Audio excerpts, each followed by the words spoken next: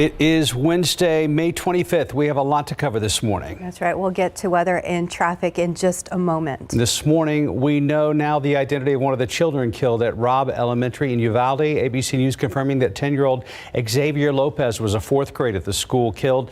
A family member tells ABC News that his mother was there for an award ceremony earlier in the day.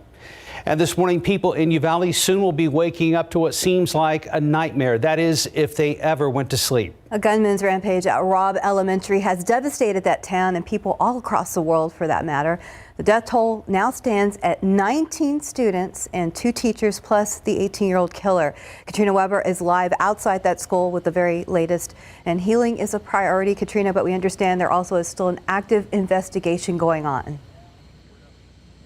That's right. Good morning, Stephanie. Robb Elementary here is still an active crime scene. In fact, we have state troopers who are guarding the building and also have the street blocked off to the community. Now, as we know, that usually you would see memorials set up at a site like this, but that is not the case because, again, this area is closed to the community.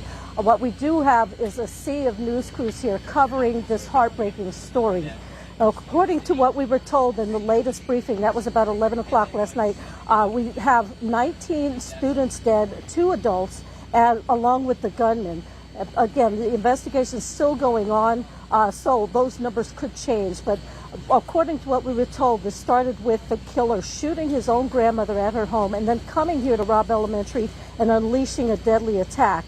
Again, 19 students killed, 2 adults, the gunman also dead. And we understand there are 3 other students and a 66-year-old woman still in the hospital. Now, initially, we were told that the shooter's grandmother had died, but then that was corrected last night. We are told that she is still alive and in the hospital. The whole community also in bad need of healing. And we were told that they are going to have teachers come to school this morning, even though the school season is over for now. They're going to have them here. They're also going to have counselors here as well. And we understand they also will have counselors available for the people in the community at the Civic Center later today. Now, it's a pretty safe bet that we will also be getting another briefing at some point throughout the day. So we will have that update for you as it becomes available. Reporting live in Uvalde, Katrina Weber, KSAT 12 News.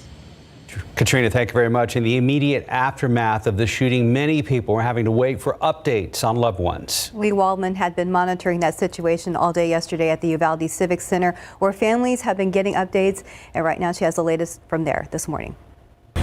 It's been an incredibly heartbreaking scene here outside of the Civic Center. Families coming out of those doors throughout this evening, holding on to one another and crying. Want to go ahead and show you some video of how it looked throughout the day here. There were moments of silence broken by shattering screams and sobs. I spoke with 2 fathers who were waiting to hear about their 10-year-old daughters, one named Anne-Marie, the other Annabelle. Both of those dads say the hardest part of this all is the not knowing. These parents are not here and they have their kid and their kid got out of school. No, if my kid was with me, I'd be at home right now. I'm here because my daughter was involved in the incident and something happened. We don't know her status. I'm always sick. I'm always sick to my stomach, you know what? I don't want to know nothing bad, you know what? Bad, it should be something bad for me, not my girl.